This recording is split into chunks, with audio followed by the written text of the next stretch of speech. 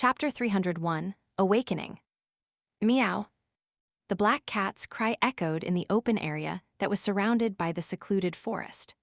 Regardless of whether it was the adult black-robed man or the 15 or 16-year-old boys and girls, all of them simultaneously cast their gaze onto the corpse lying in the middle. A gust of cold wind blew, and the black cat landed on the ground, staring at the human who had just thrown it. It kept flicking its tail around. All of a sudden, its fur stood on end again. Then, exerting great force with its hind limbs, it jumped up and fled in another direction.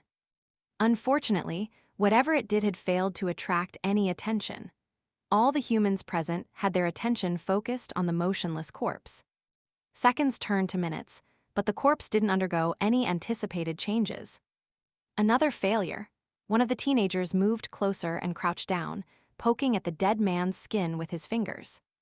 There's no reaction. He turned around halfway and spoke to the man in black and his companions. At this moment, he felt a gust of wind hit his face from beneath him. With a swoosh, the corpse sat up. The youth was startled and immediately cheered in surprise. "It's a success! It's a success!" Before he could finish his sentence, the corpse grabbed him by the shoulder and pulled him into its arms. Then, it opened its mouth and bit down, producing a sound and causing blood to splatter. "Ah, help!" The youth screamed in horror and retreated with all his might, but he couldn't break free. The corpse raised its head, revealing rows of white teeth, as well as bits of flesh hanging between its teeth and blood flowing from its mouth. The black-robed man was stunned for a moment, then he took out a whistle that was brass in color. He put it in his mouth and blew on it. Then he said in Hermes, "I command you in the name of death." As his voice echoed in the air, the corpse stopped chewing and momentarily froze on the spot. The youth, whose neck and shoulders had been mangled by the bite, similarly collapsed as if he had lost his soul. The dirt around his nether regions was completely moist. "It really is possible," the black-robed man muttered in pleasant surprise. He pointed at the corpse and once again said in Hermes, "Get up." The corpse abruptly stood up. Then it threw back its shoulders before quickly running into the depths of the secluded forest. "Come back," the black-robed man cried out in surprise, but the corpse showed no signs of stopping. He blew his whistle again and shouted with dignity, "I command you to return in the name of death." With those words, the corpse disappeared into the woods. "I ordered you to return." The black-robed man stood rooted to the spot in stupefaction as he mumbled to himself in a daze. In the woods, Klein held Azek's copper whistle and the matchbox in one hand. He kept lighting matchsticks and shook his wrist to extinguish them before throwing them to the ground. During this process, he moved backwards in an arc. Tap, tap, tap. A corpse with a pale face and a foul stench rushed over. Its lifeless eyes stared straight at the ancient and exquisite copper whistle. As Klein retreated, his cheeks puffed out, he aimed at the corpse and simulated the sound. Bang! The corpse suddenly staggered as a penetrating wound appeared in its chest. Bang! Klein puffed out his cheeks again and fired another air bullet. Splat! The head of the corpse shattered as rotten liquid dripped from it incessantly. However, that wasn't a fatal injury to the corpse. It only slowed down for a moment before it continued again. Upon seeing this, Klein took a step back and snapped loudly. Puh!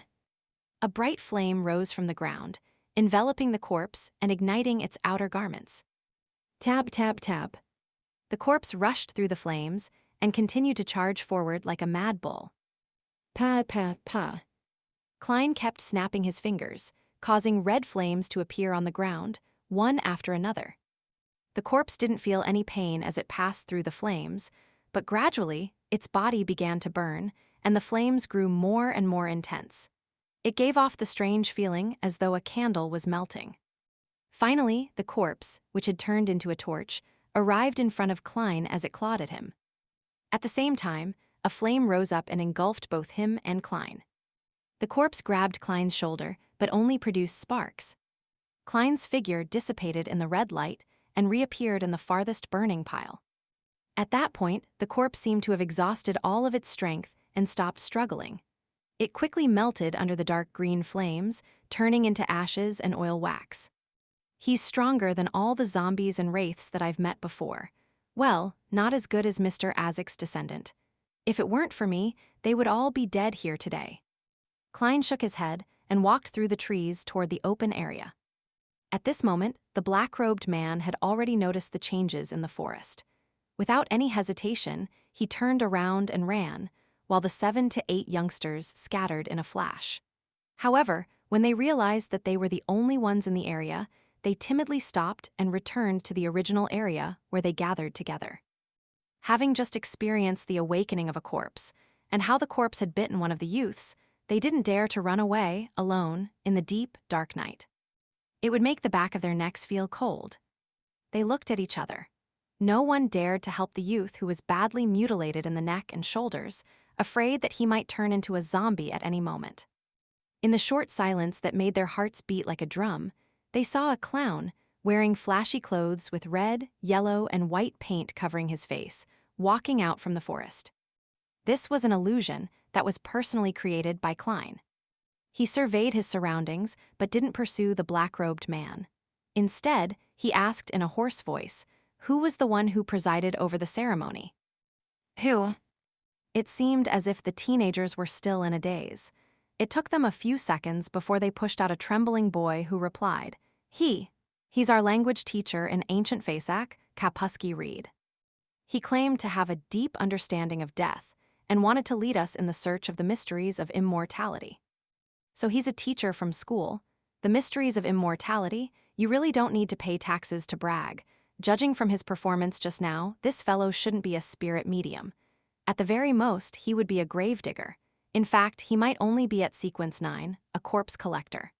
Of course, he might not be from the death pathway and simply join the numinous episcopate because of his adoration. After Klein got the exact location where Kapusky stayed, he thought for a moment and said, You guys can go back now. Don't get involved in this anymore. Don't leak this out. Otherwise, all of you will die. Then he emphasized again, all of you will die. The young boys and girls, who had been scared witless by what had just happened, all frantically nodded. They prepared to leave with each other's help. At this moment, a young girl with smooth hair pointed at her companion who was moaning in pain on the ground and asked, Will he be all right? He won't die for now, but you have to take him to a doctor. Say that he was bitten by a hyena that often eats rotting meat. Klein ignored them and headed back into the woods. The young man and woman looked at each other, and someone blurted out, Excuse me, may I ask how we should address you? Klein smiled and deliberately misled him as he replied in a low voice, I'm just a gatekeeper of hell. As he spoke, a mist spread out, and his figure disappeared from where he stood.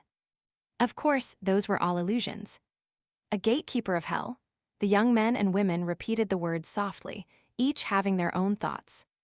However, after a gust of bone-piercing cold wind blew past, they trembled once more, supported their companions, and left the place without daring to look back. This is a member of the numinous episcopate? What a disappointment. If he didn't abandon his current identity, I would pay him a visit in the middle of the night to see if he knows anything. Yeah, I have to teach him a lesson so that he wouldn't dare to bring trouble to the students again. Does he think spirit dances and resurrection rituals are child's play? Klein habitually judged the situation from a Nighthawk standpoint. Soon, he returned to Rogo Kalaman's mansion and waited patiently for the bodyguards to pass by during their patrols. As soon as he found an opportunity, he climbed over the fence and quickly followed the shadows to the house. Then he quietly climbed up to the balcony.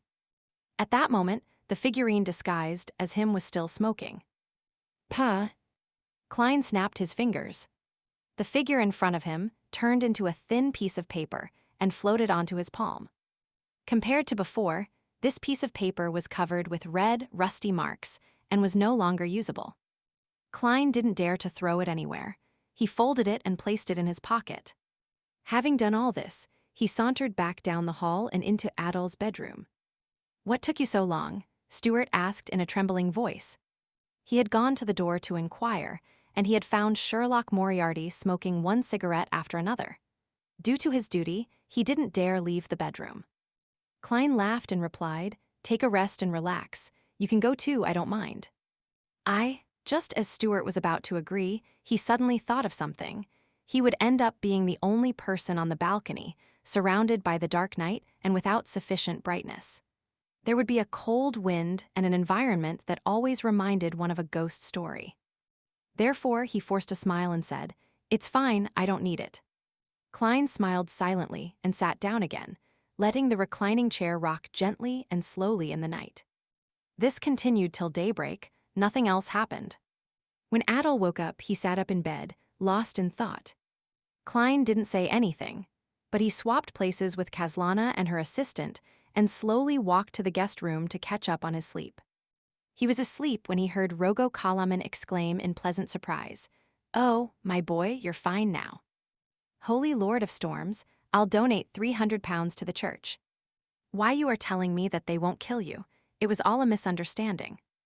300 pounds, how extravagant. Klein rolled over and wrapped his arms around the soft, warm quilt while mumbling. Then he went back to sleep. At noon, when Klein went downstairs to have a meal, Kaslana sat opposite him and asked with a slight frown, "What happened last night?" "Nothing," Klein answered simply, and then he laughed. "Does Adel waking up and going to the washroom count?" Next to him, Stuart slowed down his actions and nodded in agreement. She glanced at their faces, then she retracted her gaze and replied in a low voice, "No." The corner of Klein's mouth curled up as he skillfully cut his steak.